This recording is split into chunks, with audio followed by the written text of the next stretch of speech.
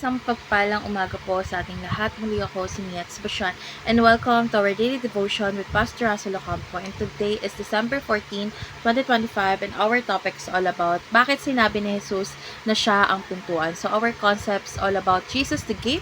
So nang sinabi ni Jesus na siya ang pintuan, ipinahayag niya na siya lamang ang tamang daan patungo sa kaligtasan at tunay na buhay. So sa kultura ng pastol, ang pastol mismo ang humihiga sa bungad ng kulungan at nagiging pintuan upang bantayan at ingatan ng mga tupa. So, ipinapakita nito na kay Kristo lamang may ligtas sa pagpasok, tunay na buhay at ganap na proteksyon. So, our Bible readings for today is all about John chapter 10 verse 7 to 10, ASND version.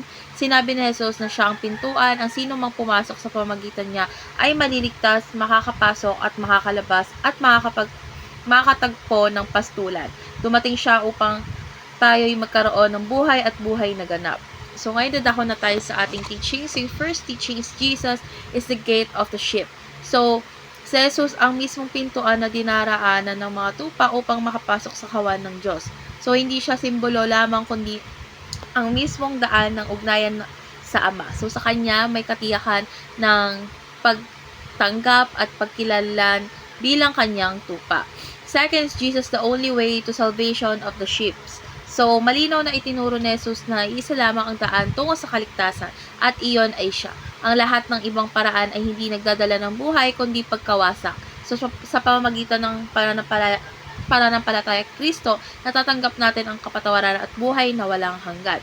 And last is Jesus is the protection of the sheep against thieves. So, pinoprotektahan ni Jesus Christ ang kanyang mga tupa laban sa mga magnanakaw na nagnanakaw, pumapatay, at pumupuksa dahil siyang nagbabantay sa pintuan upang walang makapinsala sa kanyang kawan, ang kanyang presensya ng ating katiwasayan at kapayapaan.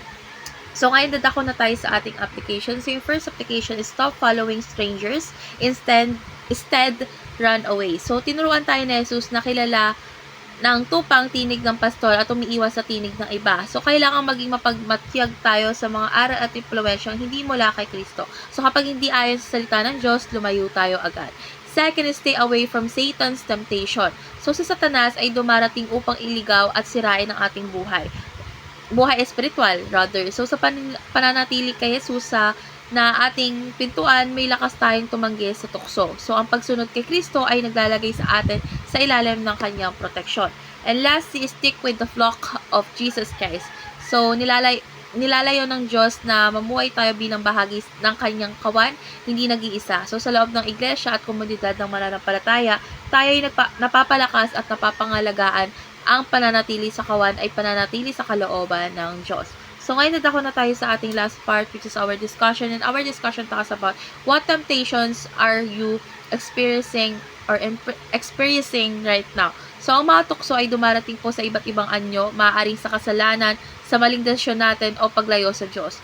So, sa pagninilay ko sa tanong na what temptation are you experiencing right now, is natutunan ko na mahalagang kilalanin ang mga tukso at dalhin ang mga ito kay Jesus, ang ating pintuan at tagapagtanggol. So, ina-apply ko to sa aking buhay na mas maging tapat sa Diyos, umiwas sa mga sitwasyong naglalapit sa tukso, at manatiling nakakapit kay Kristo araw-araw.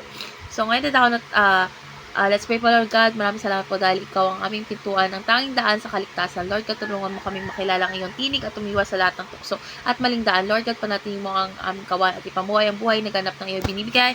In Jesus' name we pray. Amen.